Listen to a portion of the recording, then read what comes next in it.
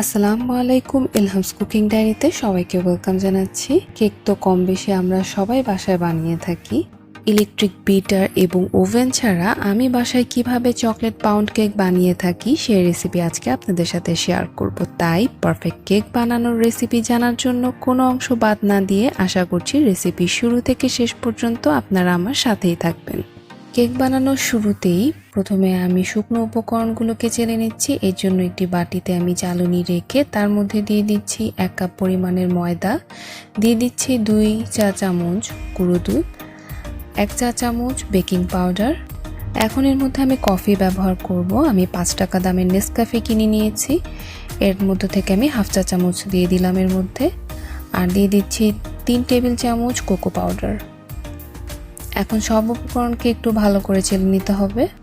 যারা আমার চ্যানেল এখনও সাবস্ক্রাইব করেননি তারা সাবস্ক্রাইব করে বেল আইকনে ক্লিক দিয়ে রাখবেন, তাহলে আমি যদি চ্যানেলে নতুন কোনো রেসিপি আপলোড করি তার নোটিফিকেশন আপনাদের কাছে সবার আগে পৌঁছে যাবে। শুকনো উপকরণগুলো আমার চালা হয়ে গিয়েছে। এখন সব কিছুকে ভালো করে একটু মিক্স করে আমি এক সাইডে রেখে দিচ্ছি।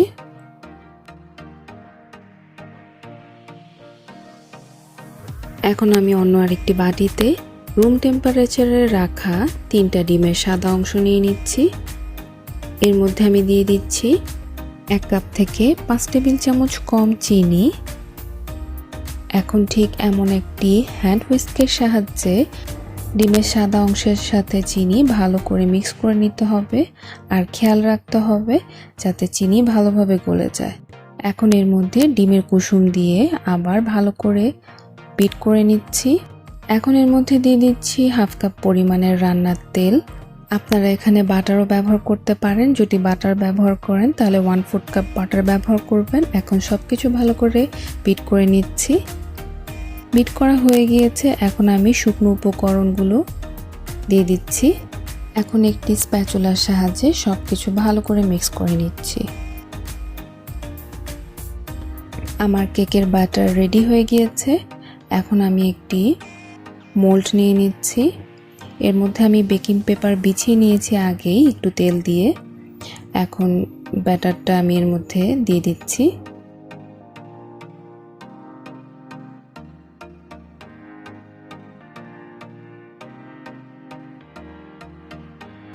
সম্পূর্ণ ব্যাটার মোল্ডে নেওয়া হয়ে গেলে এখন মোল্ডটাকে আমি ভালো করে ট্যাপ করে দিচ্ছি যাতে ভিতরে থাকা বাবলসগুলো বের হয়ে যায়।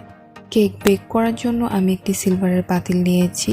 যেহেতু কাচের ঢাকনার মধ্যে ছিদ্র আছে সেটা আমি লং দিয়ে বন্ধ করে দিয়েছি। এখন সে পাতিলের ভিতরে মোল্ডটাকে দিয়ে ঢাকনাটা লাগিয়ে দিচ্ছি। এখানে আপনারা সিলভারের ঢাকনাও ব্যবহার করতে পারেন। এখন মিডিয়াম লো হিটে কেকটাকে আমি 40 মিনিটের জন্য বেক করে নিচ্ছি। একটি কাঠি ঢুকিয়ে 40 মিনিট পরে চেক করে দেখেছি কাঠিটা পুরো ক্লিন হয়ে বের হয়েছে, অর্থাৎ আমার কেকটা হয়ে গেছে আমার পাউন্ড কেক বানানো। আমি বাসায় সবসময় এভাবেই বানিয়ে থাকি। আশা করছি আপনারাও বাসায় বানিয়ে সবাই মিলে খাবেন এবং বাচ্চাদের স্কুলের টিফিনেও এটি দিতে পারেন। দেখতেই পাচ্ছেন কেকটা কতটা সফট হয়েছে। রেসিপিটি ভালো লাগলে লাইক দিবেন। আজকের মতো বিদায় নিচ্ছি। সবাই ভালো থাকবেন। আল্লাহ হাফেজ।